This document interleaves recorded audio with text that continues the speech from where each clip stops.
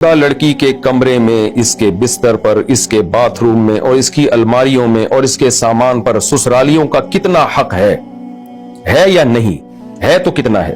क्या वो लोग इसकी इजाजत के बगैर इसके कमरे में सो सकते हैं, इसका सामान इस्तेमाल कर सकते हैं?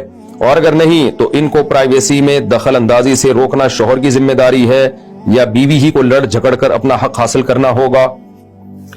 देखें, शादीशुदा लड़की के कमरा, उसका एक प्राइवेट रूम, ये उसका कम से कम हक उसका ये है कि एक उसका प्राइवेट रूम हो जिसमें उसकी प्राइवेसी में कोई दखल अंदाजी ना दे। उसका लॉकर हो, उसकी अलमारी हो, उसका एक वॉशरूम हो।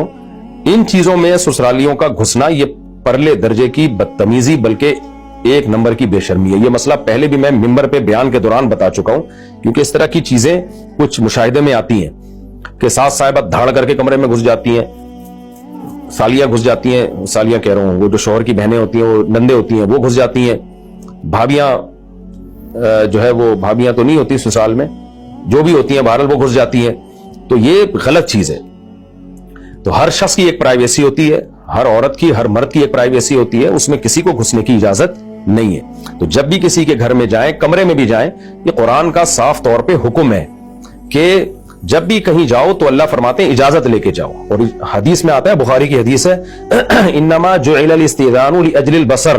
अल्लाह ने जो हुक्म दिया ना किसी के कमरे में जाओ तो नॉक करके जाओ, इजाजत लेके जाओ, ये इसलिए दिया है। हदीस में कुरान की इस आयत की तशरीह है, सूरह नूर में अल्लाह ने हुक्म दिया है कि कहीं भी परमिशन के बगैर मत जाओ, किसी की प्राइवेसी में मत घुसो। ये सूरह नूर में अल्लाह ने हुक्म दिया। तो हदीस में, बुखारी की हदीस में इसकी तशरीह नबी ने फरमाई कि ये जो अल्लाह ने इजाजत लेके किसी के कमरे में जाने का हुक्म दिया है, इसकी वजह यह है कि किसी की प्राइवेसी में आप यानी किसी की चाहत के बगैर उस पर नजर ना पड़े आपकी। तो अगर कोई ससुराली जो है कमरे में घुसता नहीं है, सिर्फ वो कमरे के बाहर खड़े होकर भी झांक ताक कर रहे हैं ना बहू के कमरे में, चाहे वो ससुर हो, चाहे वो सास हो, चाहे वो नंदे हो, जेठानियां हो, घुसना तो दूर की बात। हदीस में आता है किसी ने कमरे के दरवाजे के बाहर खड़े होकर झांक ताक भी कर ली ना बहू के कमरे में, झांका भी बगैर इजाजत के, उसने सूरह नूर की इस आयत की धज्जियां उड़ाई हैं फिर उसने। तो ये एक अलमिया है हमारी सोसाइटी में, और ये काम है शौहर का।